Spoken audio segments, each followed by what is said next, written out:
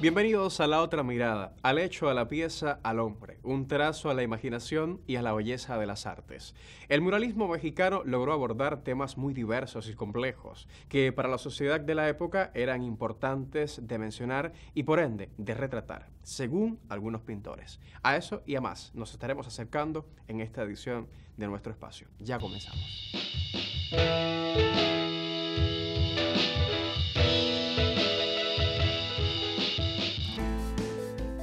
Siqueiros fue, junto a Diego Rivera y José Clemente Orozco, uno de los padres de la escultura muralista mexicana. Al igual que ellos, compartió su fervor por la revolución y la exaltación de las culturas precolombinas, especialmente la cultura maya y la azteca, siempre desde un enfoque nacionalista que se plasmó en un arte de dimensiones monumentales y en gran fuerza dramática.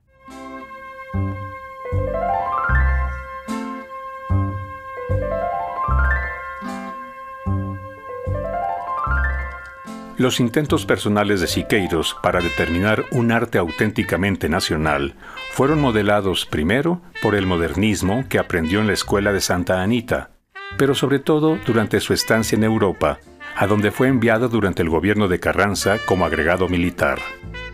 Siqueiros estuvo en Europa de 1919 a 1922. El joven llegó a España y pronto prefirió París. Pepe Alfaro hablaba perfectamente bien francés.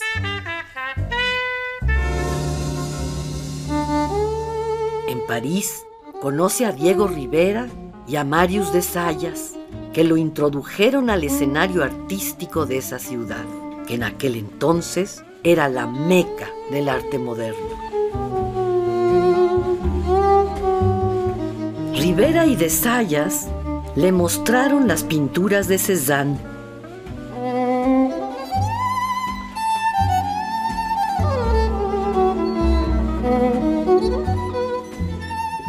Los hallazgos del cubismo de Picasso y su apropiación de las máscaras africanas. Las construcciones fabriles de Léger. Rivera me ofreció un lenguaje plástico que después me permitió canalizar mis pensamientos. Aunque Georges Braque era mucho mayor que Alfaro, tenían en común, además del arte, su experiencia de soldados, ya que el artista francés acababa de regresar de combatir en la Primera Guerra Mundial. Pepe Alfaro, menor que Rivera, le relataba a ambos con vehemencia su testimonio de soldado revolucionario. Rivera y Siqueiros viajaron a Italia, donde conocieron y establecieron muy buena amistad con el artista metafísico Giorgio de Chirico y con los ex-futuristas Carlo Carrà y Gino Severini. Ellos les recomendaron a los artistas mexicanos que visitaran la pintura monumental del Renacimiento italiano, y en especial las obras de Mantegna, de Uccello, de Masaccio, de Giotto, de Leonardo y de Miguel Ángel. En su viaje por Europa, Graciela Amador rebautiza a su marido como David, su tercer nombre de pila. Lo veía tan guapo como el David de Miguel Ángel. En 1921, en Barcelona, Siqueiros fundó la revista Vida Americana, de la que solo se publicó un número.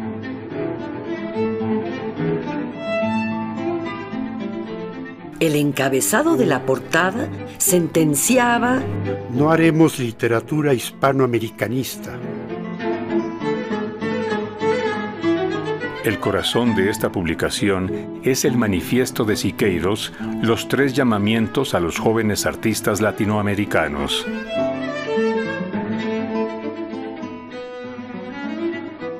Sobrepongamos los pintores el espíritu constructivo al espíritu únicamente decorativo. Creemos volúmenes en el espacio. Seamos ante todo constructores. Abandonemos los motivos literarios. Hagamos plástica pura. Universalicémonos. Esta publicación expresa su profunda admiración por Diego Rivera por su sapiencia modernista. Se puede decir que Rivera y yo vivimos juntos por 3 años. Él y yo nos convertimos en los vehículos del encuentro de 2 elementos sociales indispensables en la composición de un producto nuevo, como obra de una dinámica social superior a la voluntad de los hombres. ¿Quién iba a pensar entonces que poco tiempo después Siqueiros y Rivera lucharían uno contra el otro desde convicciones comunistas opuestas?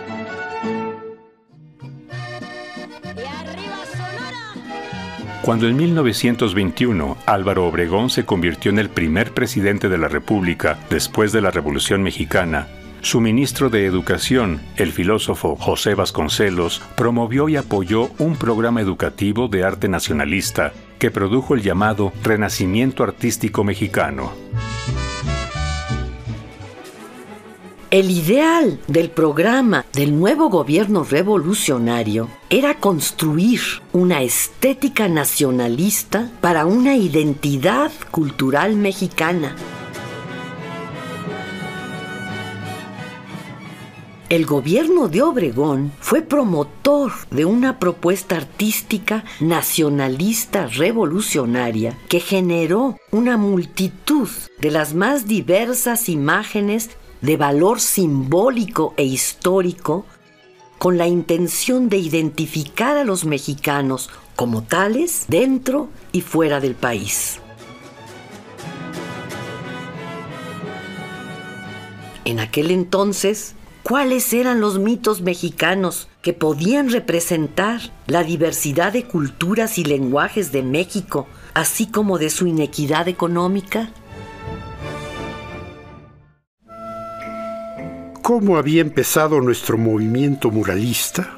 Descubrí, desde luego, que entre los pintores se había iniciado un emponzoñado debate sobre la primacía de la ejecución muralista.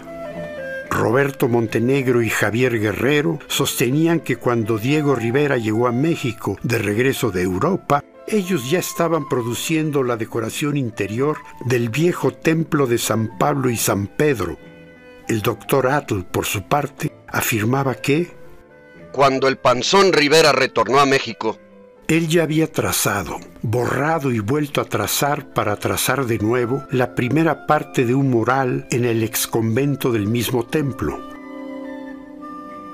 Carlos Mérida, nacido en Guatemala, pero radicado y trabajando en México desde entonces, se abrogaba, y creo que con justo derecho, el haber sido el primero en arrancar de la tradición prehispánica de América los elementos indispensables para construir un arte mexicano y latinoamericano verdadero. Ya no estamos en la época ni es el espíritu nuestro el espíritu de los indios, ni los elementos de trabajo son los mismos. Es preciso ahora hacer un arte nacionalista, fundir la parte esencial de nuestro arte autóctono con nuestro espíritu actual y nuestro sentir actual, pero no en su forma exterior, sino la forma esencial, anímica.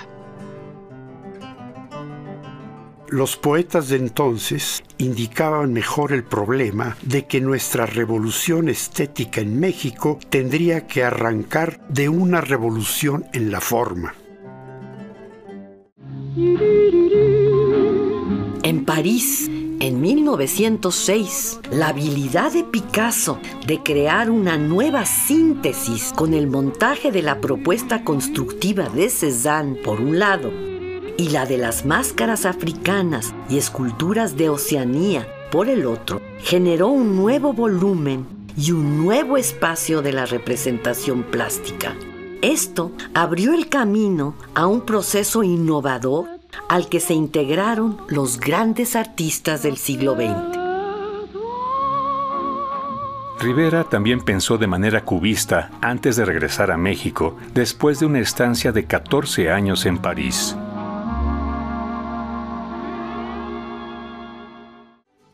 En 1921, la meta de un grupo de artistas y de funcionarios gubernamentales era la de enfatizar y mostrar nuestra rica tradición cultural. Queríamos dejar de ser, como lo habíamos sido hasta entonces, un simple reflejo de Europa en arte como en todo lo demás. Queríamos ser nosotros mismos. Anita Brenner escribió en Ídolos detrás de altares de 1929: Siqueiros predicaba el corazón de las ideas y de los núcleos pintados de las propuestas estéticas del grupo. Sin embargo, la de estos es un producto colectivo, la expresión de un grupo de varios hombres extraordinarios, creada y temperada durante 2 años de una íntima relación y un esfuerzo vigoroso, pensante y devoto.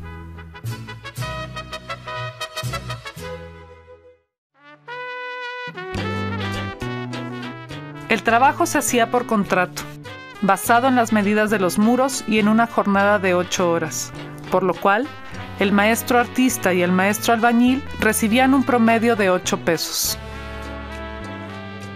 Al propio Vasconcelos no le fascinaban nuestras pinturas. Tuvo por lema superficie y rapidez. Nos decía: háganlo tanto o más feo de lo que lo han empezado a hacer, pero háganlo pronto y en el mayor número de metros que sea posible. Durante su vida, asombrosa paradoja, el hombre que hizo posible la aparición material de nuestra obra pictórica sintió desprecio por ella. El gobierno de Obregón reconoció al mestizo como el legítimo mexicano. El mestizo era la nueva raza que ha producido una nueva tradición cultural americana continental. Vasconcelos promovió la decoración de los edificios públicos y de las escuelas con temas sobre el desarrollo de la guerra civil.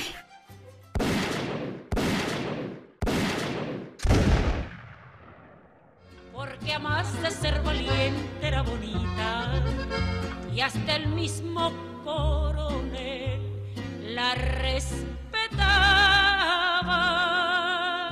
Nuestro movimiento artístico en México estaba a favor de un arte público que le diera vida a un nuevo tipo de artista, al artista ciudadano, al nuevo artista combatiente.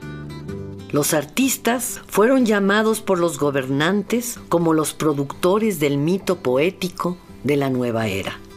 Sin embargo, Rivera y Siqueiros pintaron sus primeros murales con pistola al cincho y terminaron abandonando su trabajo debido a los ataques de las resorteras y los proyectiles que les lanzaban los estudiantes y otros ciudadanos que detestaban sus grandes pinturas que apodaban monotes.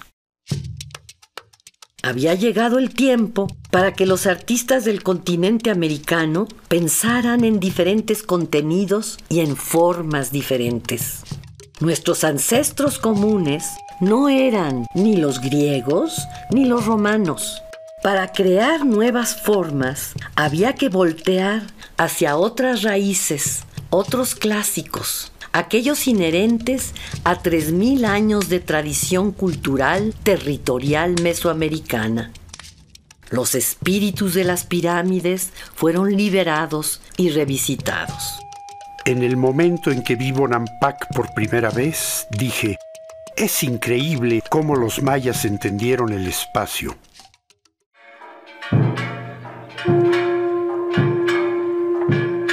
Desde el principio del choque de culturas de la conquista, surgió una yuxtaposición simbólica novedosa.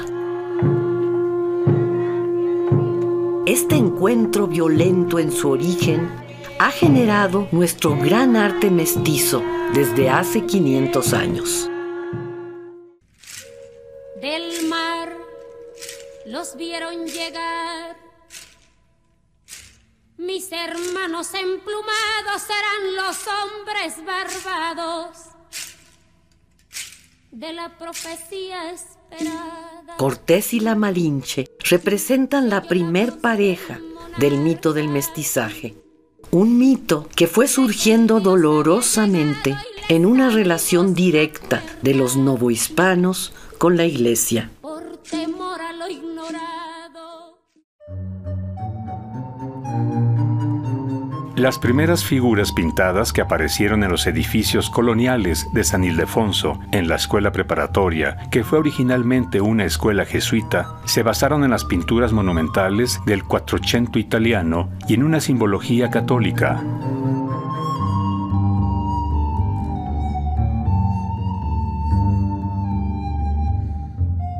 El primer mural lo pintó Diego Rivera con la ayuda de pintores de la talla de Carlos Mérida.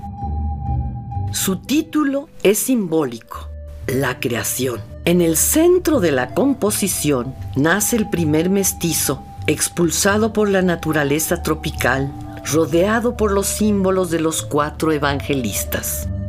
Marcos es el león, Lucas es el toro, Juan es el águila y Mateo es el hombre alado.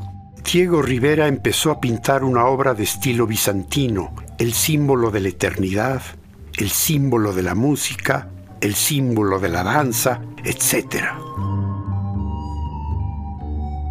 José Clemente Orozco pintó el nacimiento de la primera mestiza. Él pintó, con un estilo botticelliano, una Madonna rodeada de ángeles.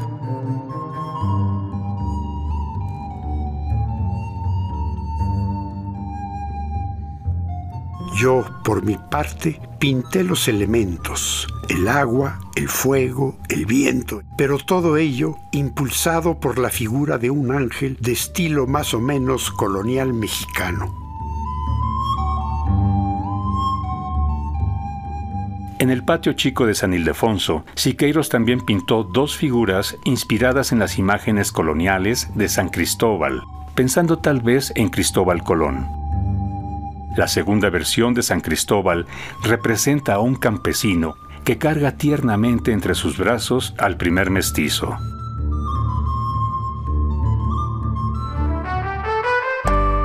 Desde el principio, Siqueiros pensaba que la pintura podía cambiar el sentido de la arquitectura, no solo pintando los muros, sino los techos. Empecé a buscar los orígenes de las formas plásticas mexicanas en las plantas mexicanas.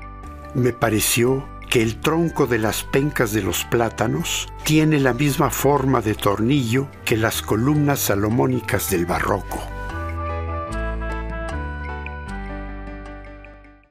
Antes de que los 3 grandes del muralismo, Orozco, Rivera y Siqueiros, constituyeran los estilos que caracterizaron a cada uno en particular, Fernando Leal y el pintor francés Jean Charlot introdujeron al muralismo una nueva estética descriptiva mexicanista monumental.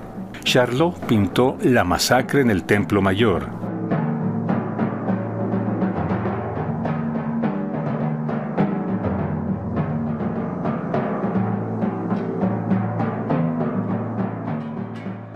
Y Fernando Leal representó La fiesta del Señor de Chalma.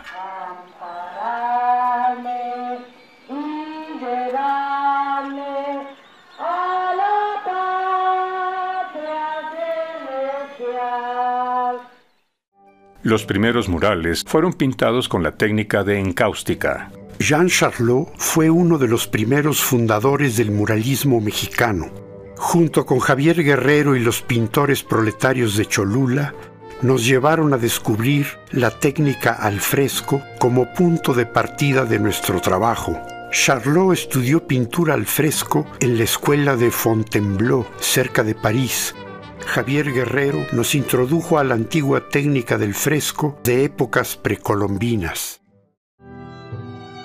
La Escuela Nacional de Agricultura de Chapingo invitó a Diego Rivera en 1926 a que pintara los muros de una capilla antigua y abandonada que se encontraba dentro del campus de la escuela.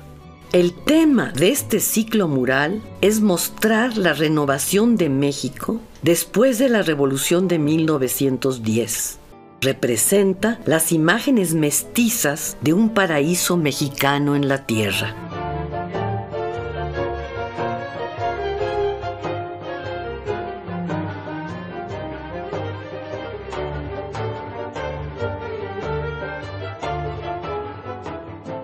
Ambas representaciones femeninas de este mural maravilloso son formas míticas maternas que evocan a las antiguas diosas de la tierra prehispánicas, Coatlicue y Tonantzin, nutridas con la sangre de los soldados campesinos caídos en la Revolución Mexicana.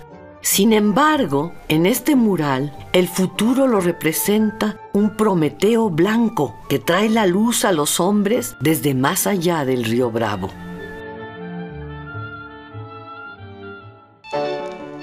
Entre 1922 y 1926, Orozco pintó sobrecogedoras imágenes de la crueldad.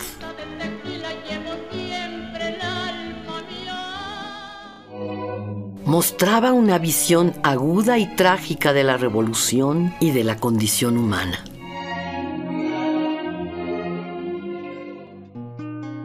Después de la revolución, un grupo de artistas integraron el Sindicato de Trabajadores, Técnicos, Pintores y Escultores, organizado fundamentalmente por David Alfaro Siqueiros y Javier Guerrero. La brisa que está soplando viene fresca de los montes y en su movimiento lleva las mujeres y los hombres. Su manifiesto, Declaración Social, Política y Estética, era un llamado a la acción dirigido a la gente de México, a la raza. Y sus voces descontentas. Con un espíritu misionero, los artistas sindicalizados Diego Rivera, Javier Guerrero, José Clemente Orozco y David Alfaro Siqueiros se unieron al Partido Comunista Mexicano, fundado en 1919, y pidieron que su sindicato fuera reconocido por la Tercera Internacional Comunista. Compañera, y enredes en esta brisa, no lo dude, que es buen paso, y al buen paso darle prisa. Los artistas sindicalizados no solo pintaron murales, sino que fundaron el Machete, periódico ilustrado, innovador, con el propósito de darle la misma importancia a los textos y a las imágenes. El Machete fue una crítica radical contra el gobierno de Calles. Gachita, Amado de la Cueva y yo nos hicimos la simple pregunta: ¿para qué sirve el machete? Para abrir las veredas en los bosques umbríos, decapitar culebras, cortar las malas hierbas y hacer revoluciones. El general Plutarco Elías Calles, presidente de la República, no solo no apoyó al sindicato de artistas, sino que prohibió las actividades del Partido Comunista, el cual pasó a la clandestinidad entre 1927 y 1934.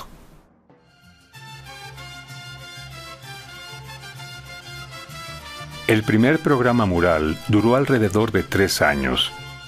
Hoy, estos murales en los edificios públicos son monumentos del patrimonio artístico universal. Para 1927, la mayoría de los muralistas críticos del gobierno ya no recibieron comisiones para seguir pintando los muros públicos, todos excepto Rivera.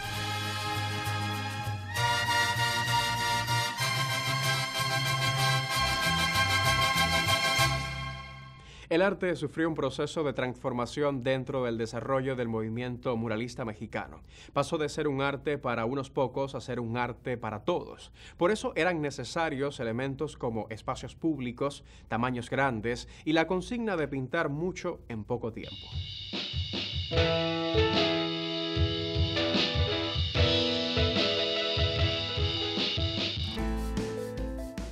La estética del muralismo se considera de manera general como una estética dialéctica, pues capta y representa a la sociedad mexicana en una realidad conflictiva y cambiante.